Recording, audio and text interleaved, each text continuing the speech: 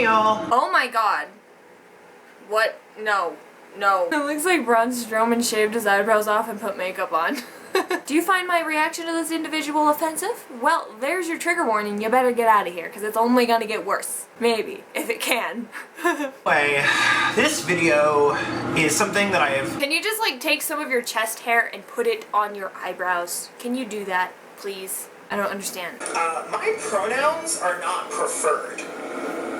They're not a preference. They're mandatory for interaction with me. I do not expect everyone in the world to understand. This one bothers me so much. I hear it all the time. Your pronoun is not grammatically correct. First off, it is. Go look it up. Second off, makes you sound like a pretentious bigoted ass because you're more worried about my pronouns being grammatically correct than actually respecting and making me feel valid about my gender and my pronouns. Or we're just actually concerned because this plague of retardism is striking down the nation and making people believe that there are more than two genders. There's not. Your pronouns are she and her. Get over it. This isn't nearly as hard for you as it is for me. I'm actually going through body dysphoria, not being respected, not being represented in the media. There is so much bullcrap that I have to go through to just be who I am. Woe is me, I'm the victim, I'm oppressed. Ah! Typical liberal bullshit. Have you ever thought that maybe, I don't know, we don't give a shit if it hurts your feelings? Facts over feelings, not feelings over facts, buddy, sorry. But thin privilege is a real thing. For instance, I can fit through a door and you can't? I see what you mean. because I am fat, there is a whole list of things that happen to me that don't happen to thin people solely based on my size. Yeah, like being more prone to heart disease, high cholesterol, blood clots, diabetes, cancer, depression, and so many other diseases and conditions that, I mean, are preventable. But, I mean, we should just accept fatness. We should just let people eat themselves to death, because that's moral of us, to not say anything and to keep our mouths shut and act like they're perfect and okay when you're not. Facts over feelings, sorry. Now I could go over a huge list and tell you of all the ways that I get treated like shit because I'm fat. Well, there are some people who hate fat people just because they're fat people. They don't actually want to like help them, or just they look at them and see something as disgusting. That's not true for 90% of people. Like, I do not hate fat people. Have you ever considered that maybe, I don't know, people are just assholes in general? It has nothing to do with you being fat or ugly or a man or a woman. They're just assholes. There's very few people in the world that people are gonna go out of their way just to hate or oppress, okay? And I'm pretty sure that you're not that special, so get over yourself. And not to mention, you probably just think that people hate you because you're fat, because of your own insecurities inside. You feel like you aren't good enough, or you're not truly happy with yourself. I'm not speaking for all people, I'm just saying in general. You are not happy with yourself, so then you project that onto other people and you act like they are all out to get you. You think that everybody's looking at you with this mean ass look and everything, when in reality it's all in your head because you know that you're not happy, so then you think that things are happening. Like, it's psychology, you know? My psychologist? No. I just know that much of it. Thin women can be made to feel shitty, but they do not experience institutional, cultural, or individual oppression because of their size. They may be called twig thin, but they will never be made to pay for 2 airplane seats. If you take 2 seats, you're gonna pay for both seats. Okay, think of it as in a business manner. If you are an airlines company or something, you're not just gonna give a fat person the seat next to them because you're gonna lose money. Okay, yeah, sure, it's a nice thing to do. No, it's really not. That's pandering to the obesity epidemic anyway. Think about it this way. They would be losing money if they just gave fat people the second seat. Like, oh, here, you need it because you can't fit in one seat because you ate too many cheeseburgers. Okay, just take it. No, because then they would be losing money from that seat that somebody else could have paid for. The world is not just going to pander to you because you're fat, okay? That's not how things work. Just count your macros, okay? They will never be seen as undesirable and used as a symbol for that.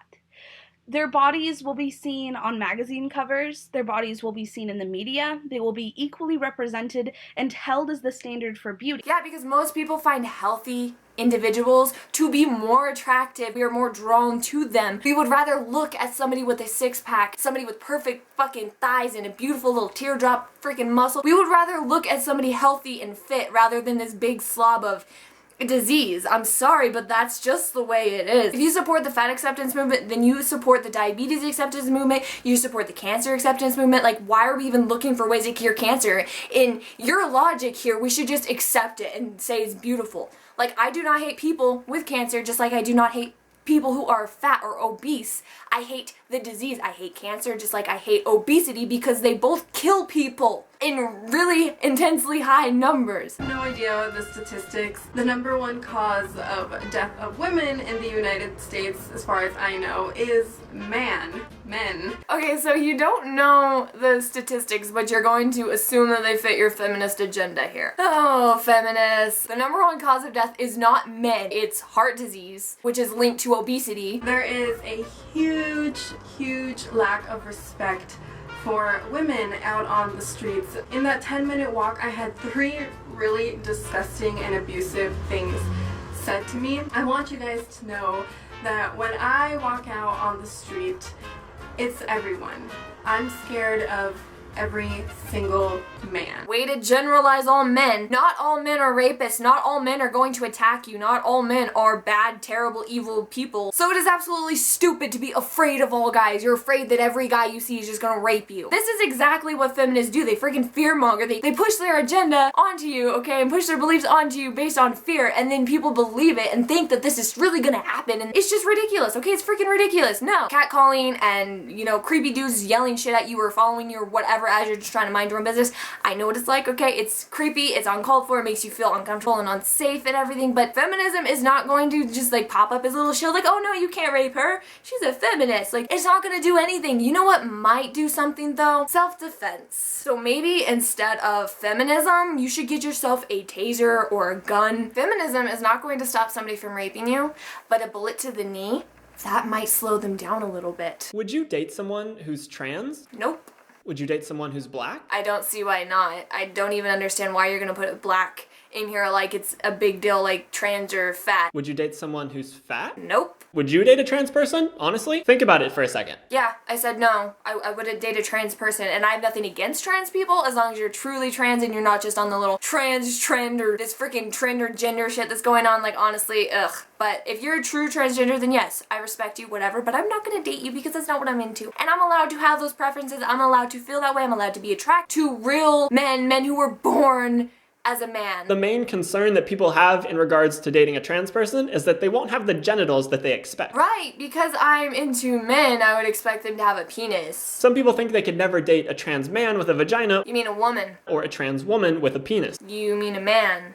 Anyway, my point is, we have implicit biases that we were raised with or that we developed over time, and they can be hard to get rid of. Gay conversion therapy has been proven not to work, but you can unlearn your own prejudices. It just takes time and conscious effort. So basically you're saying that we should date trans people out of pity even though we are not attracted to them? And I don't know if you know this or not, you don't really seem like the relationship, you know, expert here, or any kind of expert here. You can't have a real relationship, a healthy relationship, if the two people involved are not, I don't know, attracted to each other. So if you're going into a relationship with somebody you're not attracted to, you're gonna go nowhere. You're just gonna end up hurting their feelings. It's based off of what? Pity? Off of, oh, I don't want to be a bigot, I don't want to discriminate, so I'm gonna like date you and go out with you. So basically that person is going to end up being more hurt than they would have been if I would have just said, hey, no thank you, I'm not into you, or like, no, I don't want to go out. Like, oh, they would have been like, okay, and got over it and went and found somebody who actually accepted them or actually cared about them. Now that I don't accept trans people, again,